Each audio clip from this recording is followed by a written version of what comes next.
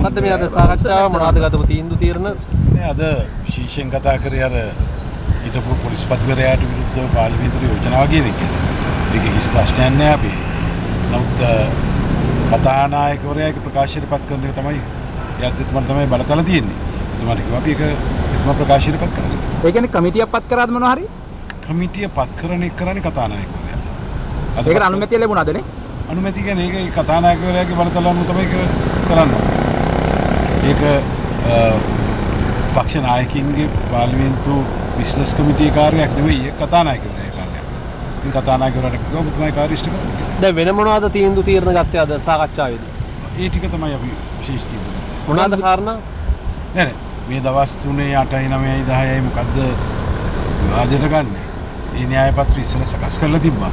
ඊට අමතරව තමයි හදිසියේ මේ හිටපු පොලිස්පතිවරයාගේ කාරණේ සම්බන්ධව පාර්ලිමේන්තු කමිටුවක් පත් කරන්න ඕනේ කියලා.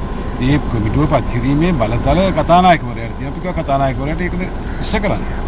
ඒ හිටපු පොලිස්පතිතුමාට දැන් ඒ පාර්ලිමේන්තුවෙන් මේ තීරණයක් ලබා ගන්න පුළුවන්ද?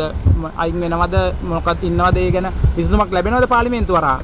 පාර්ලිමේන්තුවට ඒක තමයි පාර්ලිමේන්තුව හරහා කටයුතු කරන්න බෑ. දැන්වත් අපි ඒ සම්බන්ධ විපක්ෂ නායකවරයා ප්‍රකාශයක් කරලා තියෙනවා.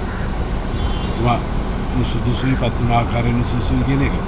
සමගි ජන බලවේගයේ විදිහට අපිත් එතුමාට විරුද්ධව මූලික අයිතිවාසිකම් නඩුවක් දාලා තියෙනවා. දැන් මේ ඉදිරි මැතිවරණයේදී සමගි ජන බලවේගයට මොන වගේ ඉරණමක් අත්වේද ජයග්‍රහණය කරන්න පුළුවන් වේද නැත්නම් පරදීවිද මොකද්ද අදහස මොකද්ද තක්සේරුව? මම හිතන්නේ විපක්ෂ නායකතුමාත් මමත් පහුගිය සතියේ මේ රටේ සියලුම දිස්ත්‍රික් වලට ගියා තුර ඇරෙන්න බොහොම උනන්දුවක් බොහොම එකක් තියෙනවා. මම හිතන්නේ අපිට විශාල ඡන්ද සංඛ්‍යාවක් ලබා ගන්න පුළුවන්. දැන් අලියා ලකුණු එක්සත් ජාතික පක්ෂයක් වෙනම ඉල්ලනවා බොහෝ තැන්වල අපි දකිනවා. ඔබතුමාලට මොන වගේ අභියෝගයක් වෙයිද? ඔබතුමාලට ඡන්ද ලැබෙයිද? අභියෝගී ඉතින් අපි දැක්කනේ පහුගිය මහමැතිවරණයේ ඒ තිස්සල මහමැතිවරණයේ එක්සත් ජාතික පක්ෂයට ජනතාව ඡන්ද දුන්න හැටි අපි දැක්කා.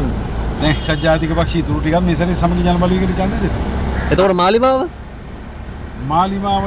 දැන් මේක හැමෝම කියන්නේ මේ ආණ්ඩු බලය දීපු නිසා ගමත් දීලා බලන්න ඕන කියලා කියනවා. ඉස්සෙල්ලා කිව්වේ එහෙම නෙවෙයි මාස 6කට පාර්ලිමේන්තුව දෙන්න අපි කරලා පෙන්නන්නම් කියලා. දැන් කරලා පෙන්නපු හැටි දැක්කනේ.